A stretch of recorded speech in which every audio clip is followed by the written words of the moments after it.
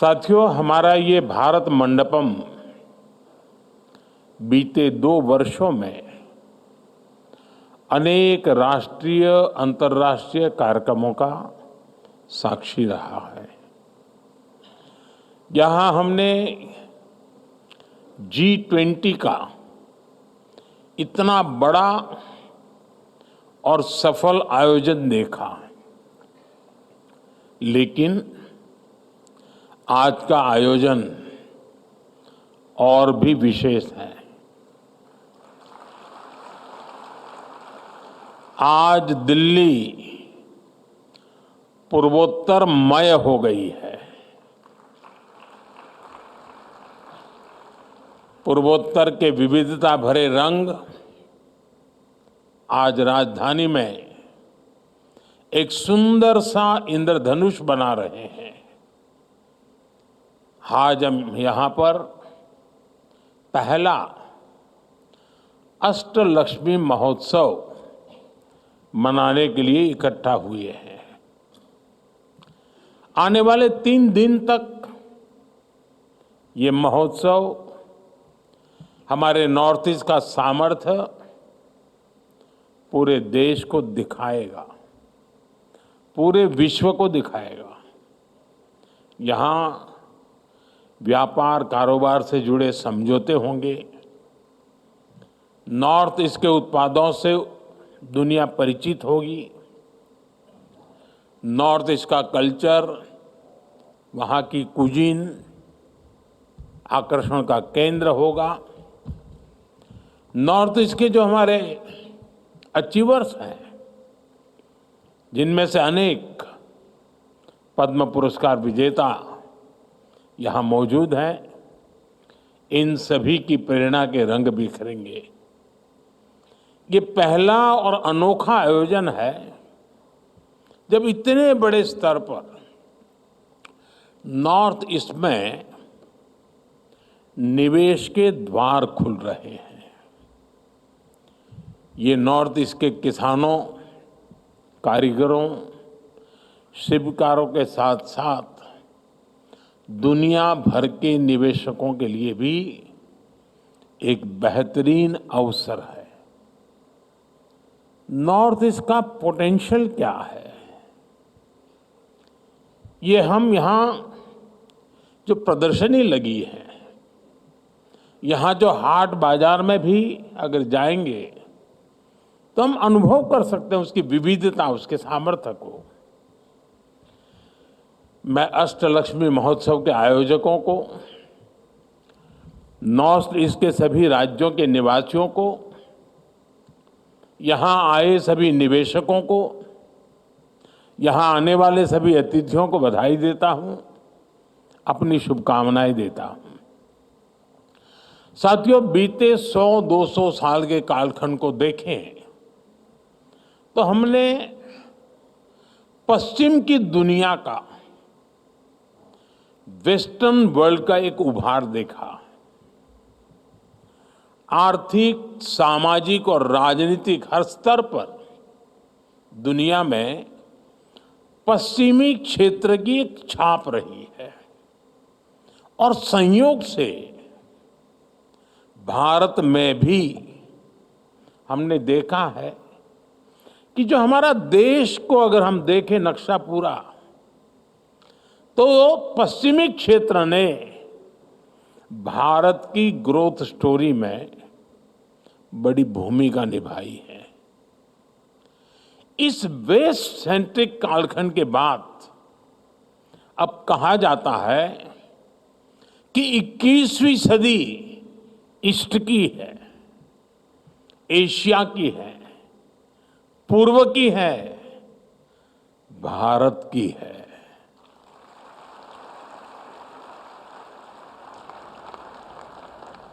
ऐसे में मेरा ये दृढ़ विश्वास है कि भारत में भी आने वाला समय पूर्वी भारत का है, हमारे पूर्वोत्तर का है। बीते दशकों में हमने मुंबई, अहमदाबाद, दिल्ली, चेन्नई, बेंगलुरु, हैदराबाद ऐसे बड़े शहरों को उभरते देखा है।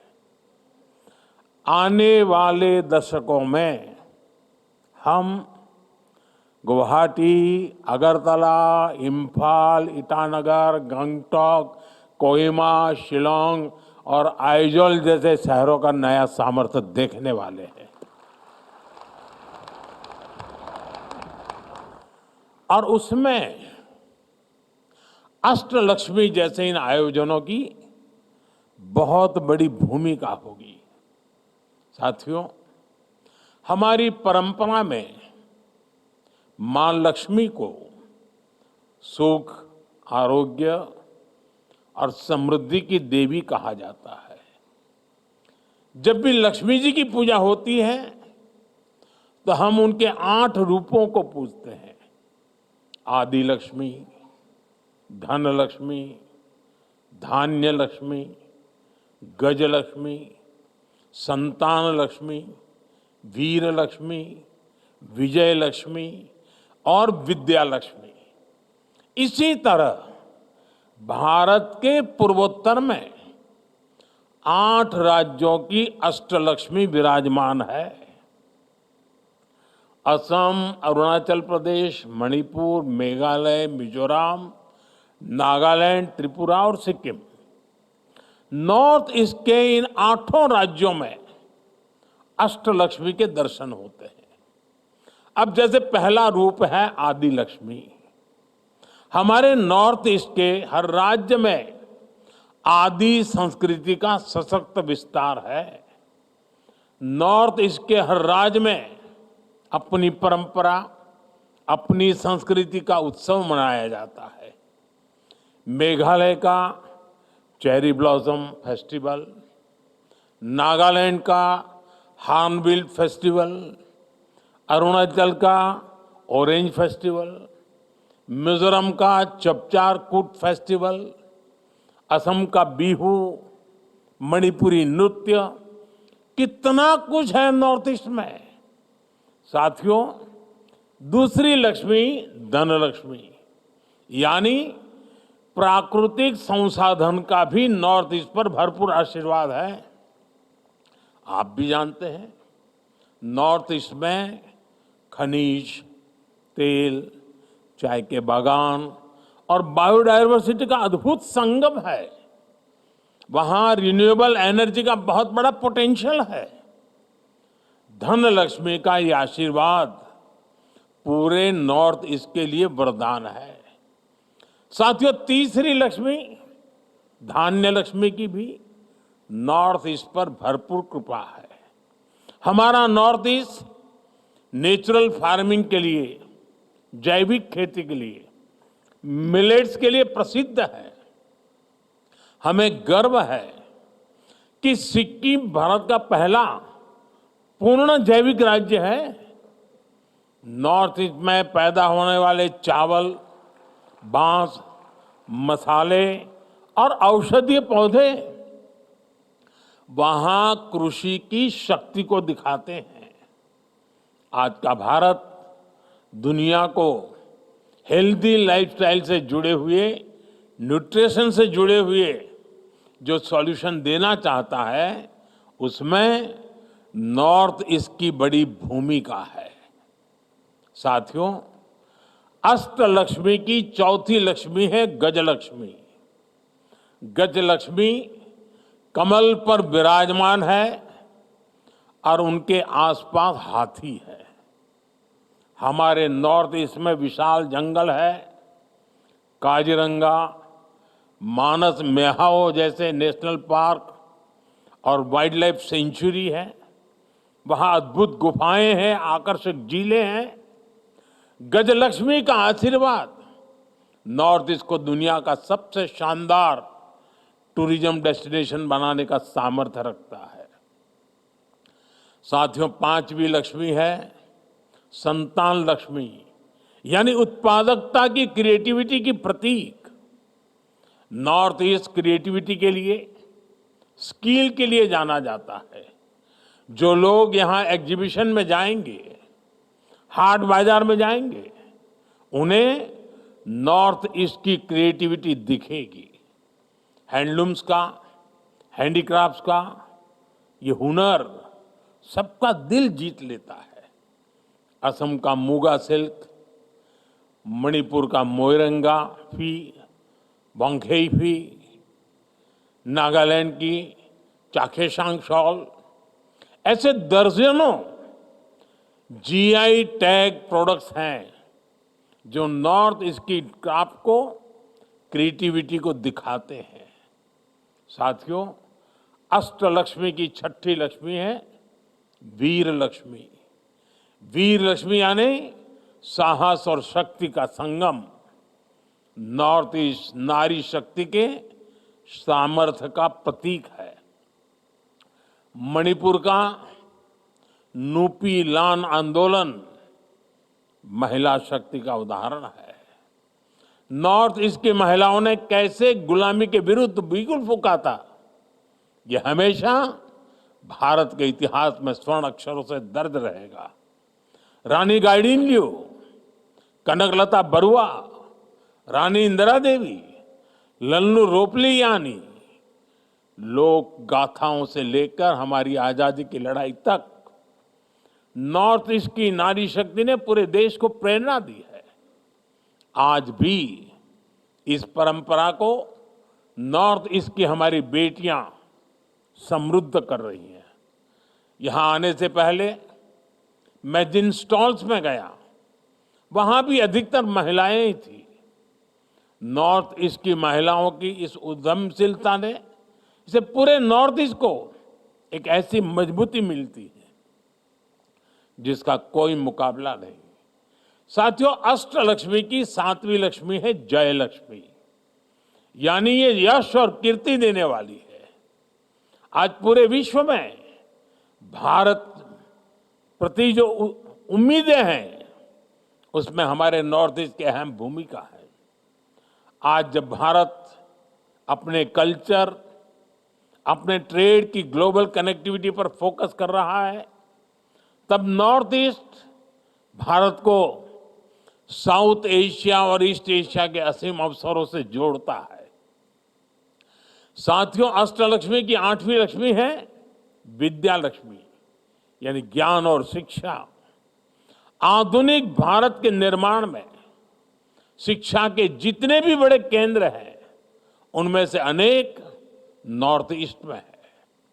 IIT Guwahati, NIT Silchar, NIT Meghalaya, NIT Agartala और आईआईएम शिलोंग, ऐसे अनेक बड़े एजुकेशन सेंटर नॉर्थ ईस्ट में है। नॉर्थ ईस्ट को अपना पहला एम्स मिल चुका है। देश की पहली नेशनल स्पोर्ट्स यूनिवर्सिटी भी मणिपुर में ही बन रही है।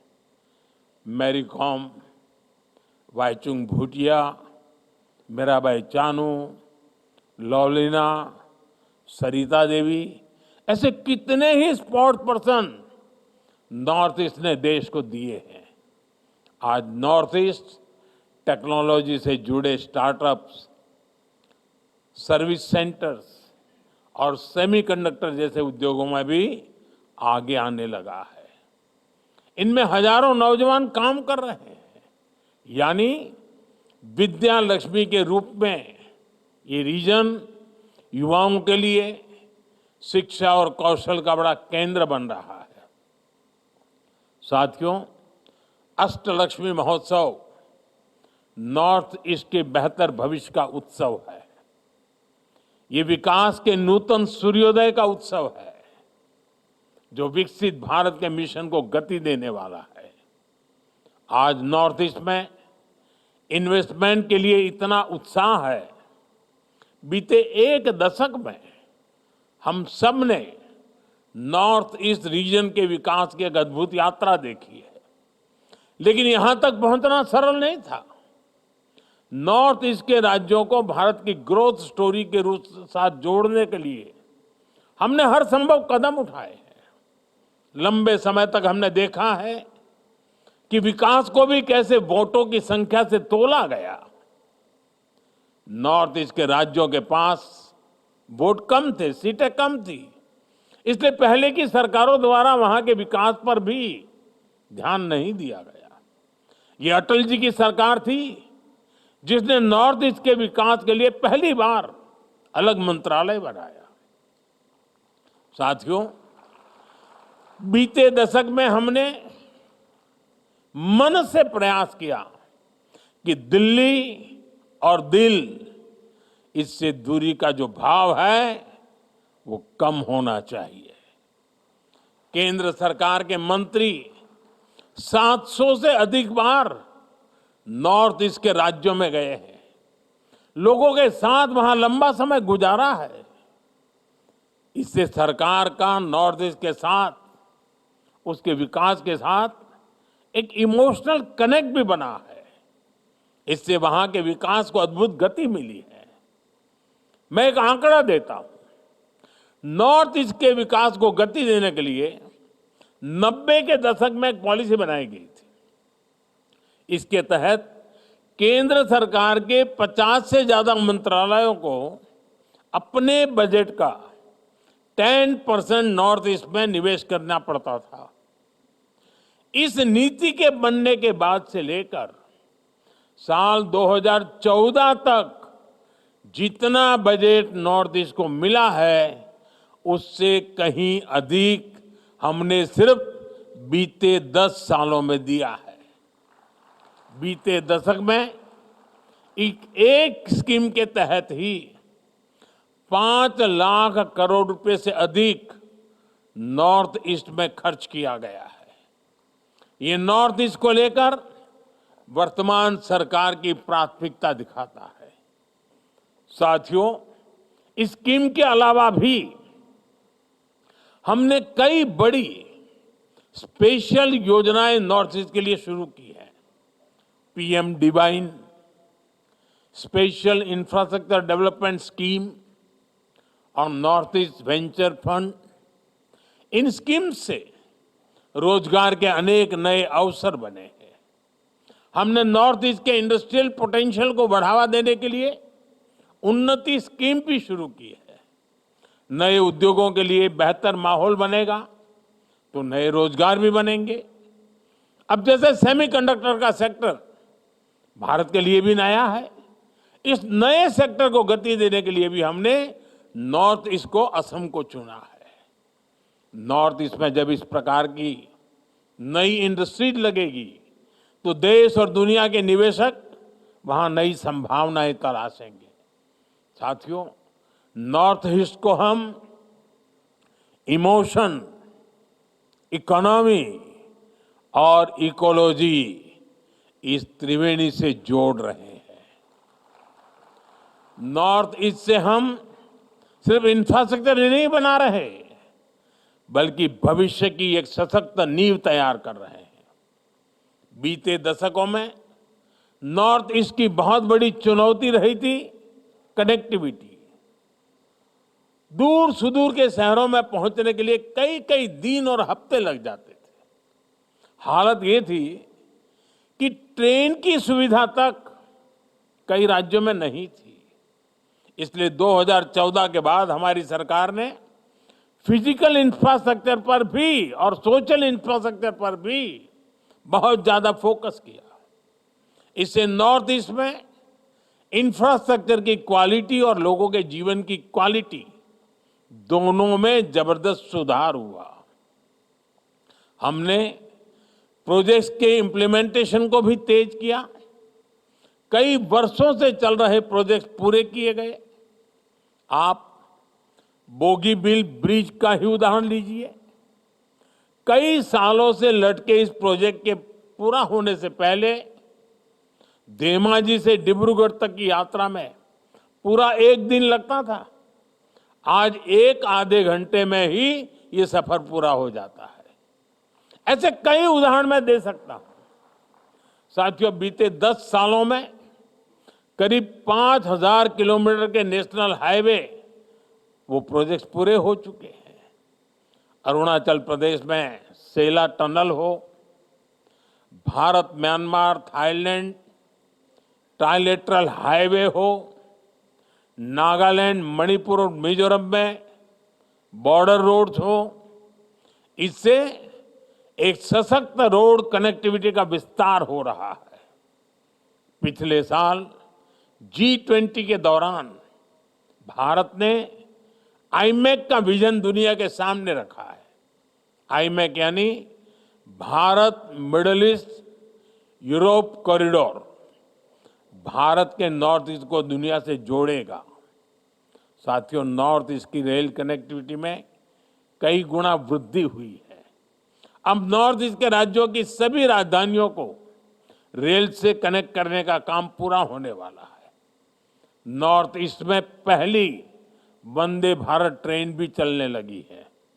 बीते 10 वर्षों में नॉर्थ ईस्ट में एयरपोर्ट्स और फ्लाइट्स की संख्या लगभग दोगुनी हो गई है। ब्रह्मपुत्र और बराक नदियों पर वाटरवे बनाने का काम चल रहा है। सबरूम लैंड पोर्ट से भी वाटर कनेक्टिविटी बेहतर हो रही है। साथियों, मोबाइल और गैस पाइपलाइन कनेक्टिविटी को लेकर भी तेज गति से काम हो रहा है। नॉर्थ ईस्ट के हर राज्य को नॉर्थ ईस्ट गैस ग्रिड से जोड़ा जा रहा है। वहां 1600 किलोमीटर से अधिक लंबी गैस पाइपलाइन बिछाई जा रही है। इंटरनेट कनेक्टिविटी पर भी हमारा जोर है। नॉर्थ ईस्ट के राज्यों में 2600 से अधिक मोबाइल टावर लगाए जा रहे हैं। 13,000 किलोमीटर से अधिक का ऑप्टिकल फाइबर नॉर्थ ईस्ट में बिछाया गया है। मुझे खुशी है कि नॉर्थ ईस्ट के सभी राज्यों तक 5G कनेक्टिविटी पहुंच चुकी है। साथियों, नॉर्थ ईस्ट में सोशल इंफ्रास्ट्रक्चर में भी अभूतपूर्व काम हुआ है। नॉर्थ ईस्ट के राज्यों में मेडिकल कॉलेज का काफी विस्तार हुआ है। कैंसर जैसी बीमारियों के इलाज के लिए भी अब वहीं पर आधुनिक सुविधाएं बन रही है। आयुष्मान भारत योजना के तहत नॉर्थ ईस्ट के लाखों मरीजों को मुफ्त इलाज की सुविधा मिली है। चुनाव के समय मैंने आपको गारंटी दी थी कि 70 वर्ष की आयु के ऊपर के बुजुर्गों को मुफ्त इलाज मिलेगा। आयुष्मान वय वंदना कार्ड से सरकार ने अपनी ये गारंटी भी पूरी कर दी है। साथियों, नॉर्थ ईस्ट की कनेक्टिविटी के अलावा हमने वहाँ के ट्रेडिशन, टेक्सटाइल और टूरिज्म पर भी बल दिया है। इसका फायदा ये हुआ कि देशवासी अब नॉर्थ ईस्ट को एक्सप्लोर करने के लिए बड़ी संख्या में आगे आ रहे हैं। बीते दशक में नॉर्थ ईस्ट जाने वाले पर्यटकों की संख्या भी करीब करीब दोगुनी हो चुकी है। निवेश और पर्यटन बढ़ने से वहां नए बिजनेस बने हैं, नए अवसर बने हैं। इंफ्रास्ट्रक्चर से इंटीग्रेशन, कनेक्टिविटी से क्लोजनेस, इकोनॉमिक से इमोशनल, इस पूरी यात्रा ने नॉर्थ ईस्ट के विकास को, अष्टलक्ष्मी के विकास को नई ऊंचाई पर पहुंचा दिया है। साथियों, आज भारत सरकार की बहुत बड़ी प्राथमिकता अष्टलक्ष्मी राज्य के युवा है। नॉर्थ ईस्ट का नौजवान हमेशा से विकास चाहता है। बीते 10 वर्षों से नॉर्थ ईस्ट के हर राज्य में स्थायी शांति के प्रति एक अभूतपूर्व जन समर्थन दिख रहा है। केंद्र और राज्य सरकारों के प्रयासों से हजारों नौजवानों ने हिंसा का रास्ता छोड़ा है और विकास का नया रास्ता अपनाया है। बीते दशक में नॉर्थ ईस्ट में अनेक ऐतिहासिक शांति समझौते हुए हैं। राज्यों के बीच भी जो सीमा विवाद थे, उनमें भी काफी सौहार्दपूर्ण ढंग से प्रगति हुई है। इससे नॉर्थ ईस्ट में हिंसा के मामलों में बहुत कमी आई है। अनेक जिलों में से आसपा को हटाया जा चुका है। हमें मिलकर अष्टलक्ष्मी का नया भविष्य लिखना है और इसके लिए सरकार हर कदम उठा रही है। साथियों, हम सभी की ये आकांक्षा है कि नॉर्थ ईस्ट के प्रोडक्ट्स दुनिया के हर बाजार तक पहुंचने चाहिए। इसलिए हर जिले के प्रोडक्ट्स को वन डिस्ट्रिक्ट वन प्रोडक्ट अभियान के तहत प्रमोट किया जा रहा है। नॉर्थ ईस्ट के अनेक उत्पादों को हम यहां लगी प्रदर्शनियों में ग्रामीण हाट बाजार में देख सकते हैं, खरीद सकते हैं। मैं नॉर्थ ईस्ट के प्रोडक्ट्स के लिए वोकल फॉर लोकल के मंत्र को बढ़ावा देता हूं। मेरा प्रयास रहता है वहां के उत्पादों को अपने विदेशी मेहमानों को भेंट करूं। इससे आपकी इस अद्भुत कला, आपके क्राफ्ट को इंटरनेशनल स्तर पर पहचान मिलती है। मैं देशवासियों से, दिल्ली वासियों से भी आग्रह करूंगा कि नॉर्थ ईस्ट के प्रोडक्ट्स को अपनी लाइफस्टाइल का हिस्सा बनाएं। साथियों, आज मैं आप सभी को, वैसे कितने कुछ सालों से लगातार हमारे नॉर्थ ईस्ट के भाई बहन वहां जरूर जाते हैं। आपको पता है, गुजरात के पोरबंदर में, पोरबंदर के पास माधवपुर, वहाँ एक मेला होता है। उस माधवपुर मेले का मैं अग्रिम निमंत्रण देता हूँ। माधवपुर मेला भगवान कृष्ण और देवी रुक्मणी के विवाह का उत्सव है और देवी रुक्मणी तो नॉर्थ ईस्ट की ही बेटी है। मैं पूर्वोत्तर के अपने सभी परिवारजनों को अगले वर्ष होने वाले मार्च अप्रैल में होता है रामनवमी के साथ, उस मेले में शामिल होने का भी आग्रह करूंगा।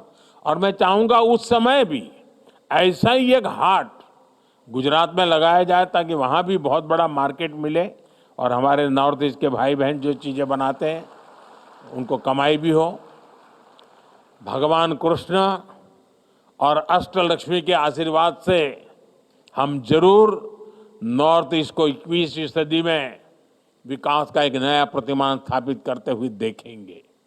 इसी कामना के साथ मैं अपनी बात समाप्त करता हूं। मैं इसको बड़ी सफलता के लिए शुभकामनाएं देता हूं। बहुत बहुत धन्यवाद। बहुत बहुत आभार माननीय प्रधानमंत्री श्री नरेंद्र मोदी जी का उनके इस प्रेरक उद्बोधन के लिए, और साथ ही आभार इस पहले अष्टलक्ष्मी महोत्सव के उद्घाटन के लिए भी। देवियों सज्जनों,